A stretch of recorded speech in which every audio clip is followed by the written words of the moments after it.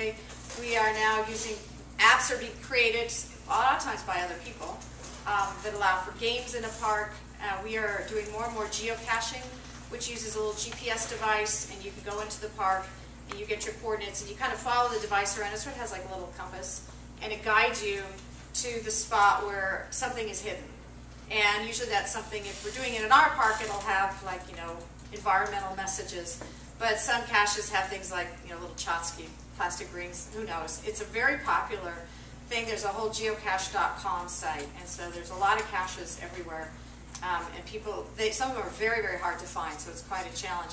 For us as park managers, we know it's being done. We just want to have it done in the right way. I have a lot of staff who think it's a horrible, horrible thing. There was one famous cache in our system where somebody put the cache inside the tube of a very old cannon at Fort Tejon. This is a Civil War cannon. And they put the cache inside the cannon nose. Our historians were just apoplectic. Ban geocaching. I'm like, guys, it's happening, okay? Manage it. You're not going to be able to ban it. I had our ecologist who ran Anza-Borrego, which is a huge desert park down in Southern California. He banned it, big red letters on the website, geocaching not allowed. And I told him, do you realize if you go to geocache.com, there's about 3,000 sites in your park? Because it's 600,000 acres. It's bigger than the state of, like, you know, Rhode Island. So, you know, you're not going to get rid of it. So my feeling is, let's encourage it. Kids love the gizmos. They love it's like a treasure hunt. So it's a great use of technology, and keeps kids engaged. A lot of our parks now have Wi-Fi.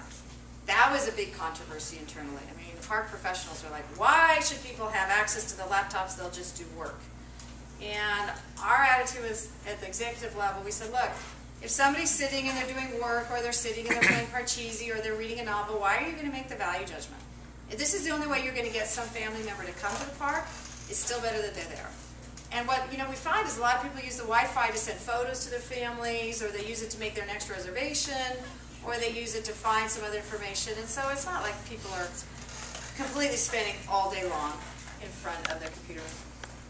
As designers, when you're designing any kind of park space, one of my my landscape architect staff are the ones who produced this slideshow for me. They said, make sure you tell them programmable spaces. You want to create spaces that have lots and lots of options for use. When we used to design like a campfire circle, they're very rigid. If you've ever been to a campfire circle, there's nothing you can do in that campfire circle but sit and watch a campfire show. It is just set, fixed, and it's an amphitheater, and that's it.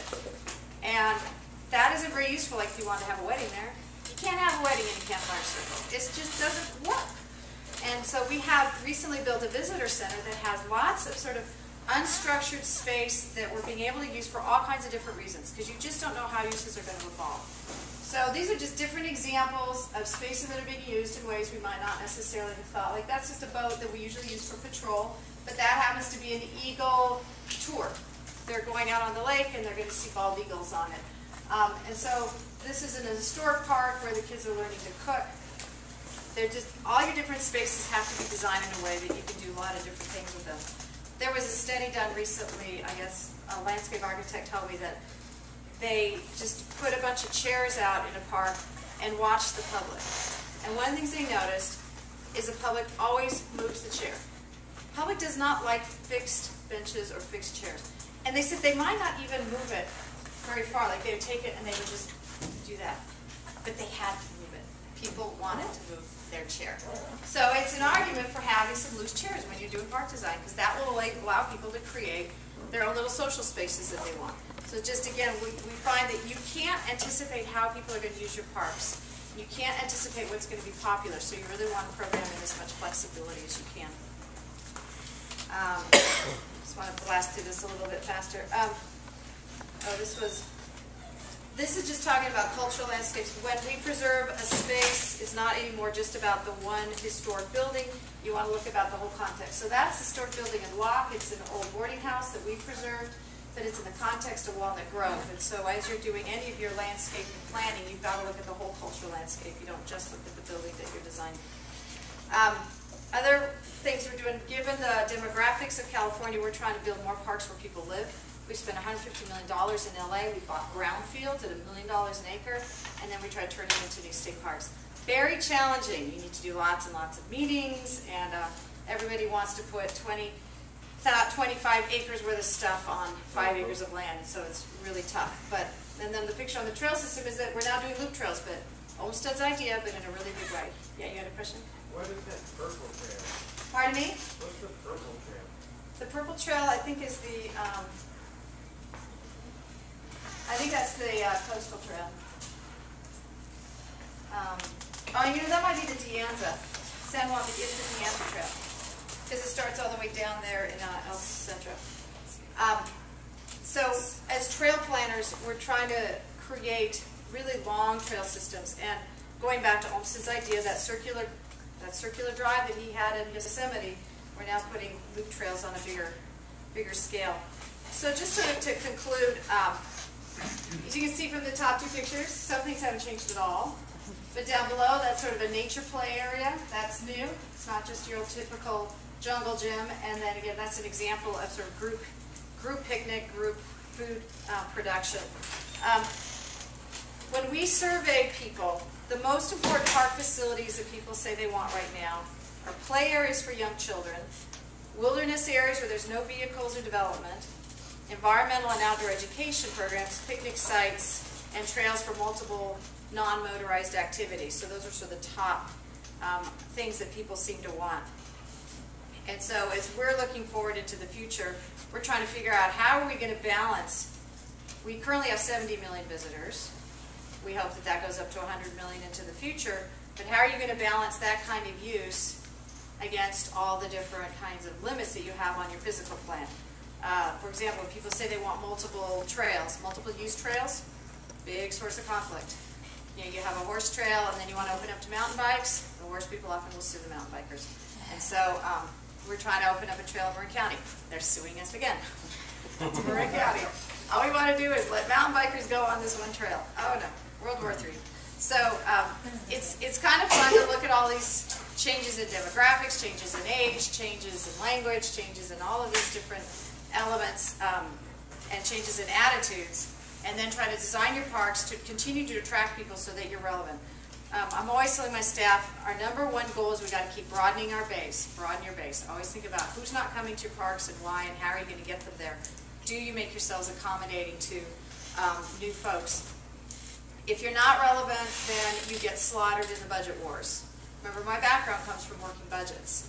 And if you're not relevant to the legislators, they won't fund you. And if they don't fund you, then you don't exist. And we nearly didn't exist last year. There was a proposal to basically cut us by 90%. Some of you might have read about it. We would have closed every single park basically from Ventura to Oregon, 220 parks. The public outcry was huge. And so today's announcement, in about 5 minutes, the governor's going to be announcing his revision. They call it May Revise. We're not going to get cut. They're going to replace our money like no story. They, I think, had enough blowback. In fact, last year's park closure proposal generated more response than any other issue combined. There were more letters written about park closures than all the other issues combined. So the good news for us is we're still relevant, but if we don't get to those little kids who aren't going outdoors, if we don't get to the emerging populations, if we don't make ourselves accessible to the senior citizens, that will not be the case in 20 years. There's going to be a measure put on the ballot in front of all of you this November. Park Advocates, not our department, it's not an administration proposal, and I actually don't know if the governor supports it or not. But the Parks Foundation, Nature Conservancy, Save the Redwoods League have gotten 700,000 signatures. And so all of you will be asked in November when you go to vote, are you willing to increase your vehicle registration fee $18, and then you get into all state parks for free with a California license plate all year round. So it's like basically all parks become free. And it's still polling well above 50%, but it'll be interesting to see how it goes. It brings in enough money for our department that gets us completely off the general fund. And so we would be able to fully fund all of our maintenance, fully fund all of our operations, and no longer have this kind of experience that we had last year of proposals to cut or not cut and the back and forth. So we don't take a position. I certainly wouldn't articulate a position. I'm on video camera. We have no position whatsoever on this issue. I simply provide facts, and you will all be able to make your own decision in November.